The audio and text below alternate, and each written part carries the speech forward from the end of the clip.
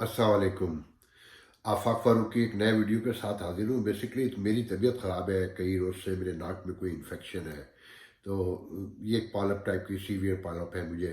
तो एनीवे, मगर ख़बर ऐसी थी कि मैंने कहा आप लोगों से शेयर कर लूँ। मेरे कुछ दोस्तों का बहुत शदीद इसरार था कि I have to do it. आपने सुना होगा कि जी इमरान खान साहब ने अपने जो वज़ीरों और मुशीरों और सबके मुशीरों के मेरे ख्याल में टोटल जो है ना उनके असासे डिक्लेयर किए, तो उसमें जो सबसे बड़ा तमाशा लगा हुआ है वो retired general lieutenant general Bajwa साहब जो सी पैक के इंचार्ज भी है और मावन खसूसी मीडिया भी है, मतलब शिबली नोमानी की निगरानी के लिए एक उन्होंने फौज से भी बंदा लिया हुआ है जो पहले ISPR के तर्जुमान भी रहे हैं। देखिए, सबसे पहले तो मैं इसमें ये कहना चाहूँगा कि ये जो कहा जा रहा है कि जी मैं खुद ओवरसीज़ पाकिस्तानी हूँ और मुझे बहुत बुरा लग रहा है कि जनाब आप हमसे डॉलर लेने के लिए तो हम एसेट करार दिए जाए, मगर जब पॉलिटिक्स की बात आए, पार्टिसिपेशन की बात आए पाकिस्तान के मामलात में, तो हमें कहा दिया जाए कि जनाब आप तो डुअल सिटीज़न है और दिस एंड दैट। वो एक लंबी बहस है।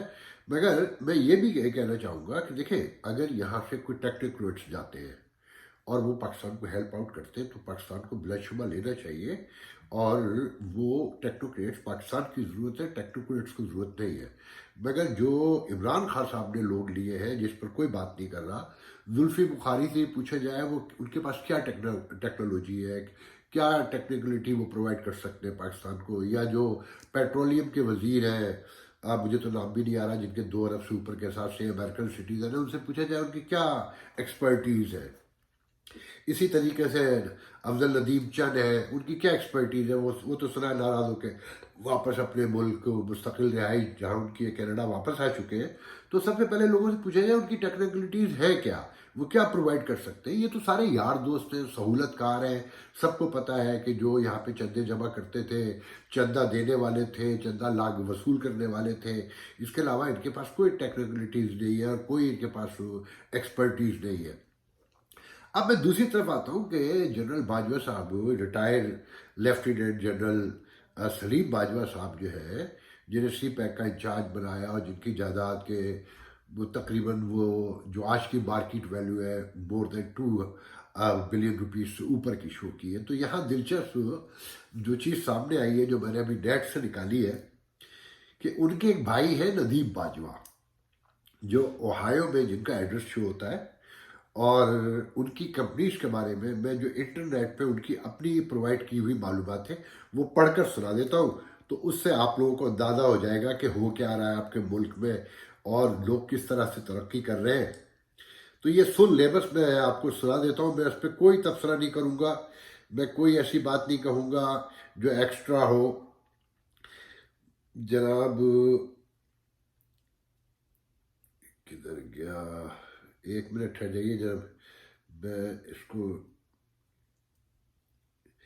ये देखें जनाब, ये है बाशको ग्लोबल मैनेजमेंट LLC।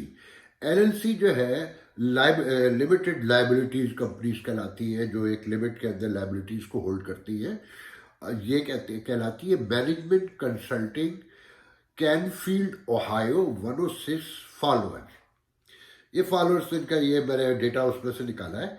ये है ओवरव्यू में, Bajco global management LLC is the management division for the various Bajco entities. दर्जनों है जो मैंने खुद देखी है, मुख्तलिफ नामों से आप निकालेंगे तो मिल जाएगी। Bajco is the largest privately owned franchise for Papa John's pizza with 125 location in 11 states in USA and also in Ontario, Canada. Bajco is the sole franchise to build, जरा एक मिनट में कहा गया दूसरा, तो ये इसकी डिटेल है। इसकी जो इसमें दूसरा ये कि Bajco is the largest private owned franchise, ये तो मैंने दे दिया। Bajco is the accounting and back office operation in Lahore, Pakistan. और इसमें दिया industry management consulting, company size 1001 to 5000 employees.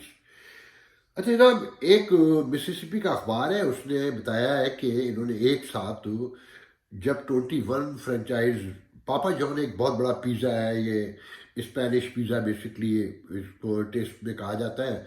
मेरे ख्याल में मैं तो इतना पिज़्ज़ा खाता भी नहीं हूँ, मुझे पिज़्ज़ा हट के अलावा बाकी का इतना नहीं ज़्यादा पता। तो इसके बारे में जो मैंने अभी मालूमात की है कि ये एक पिज़्ज़ा शॉप जो है कम से कम $400,000 में पड़ती है।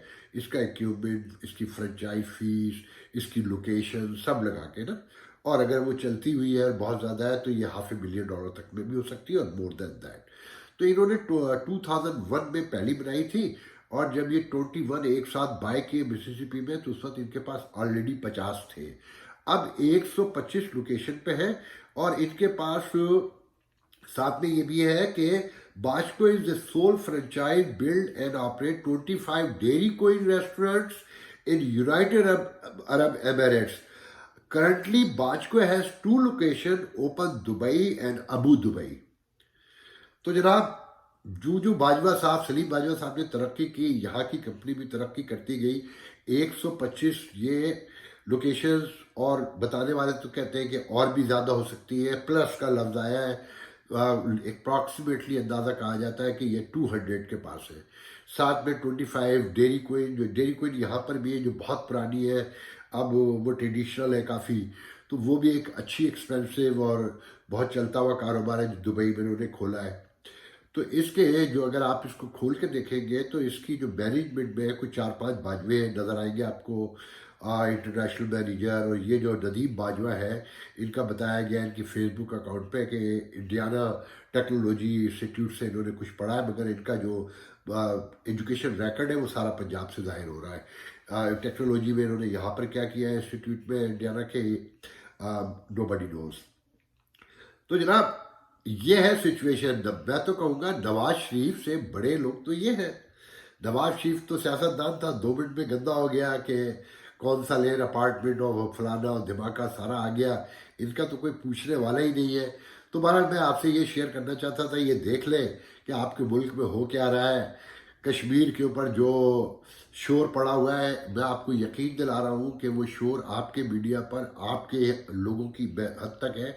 अमेरिका में उसका कोई लेना देना नहीं है। इस पर पूरा कभी प्रोग्राम करूँगा कि यहाँ पर जो एम्बेसी और कॉन्सुलेट हैं वो यौम कश्मीर, ये 14 कश्मीर डे जो है ये अपने ही लोगों को बनाती है।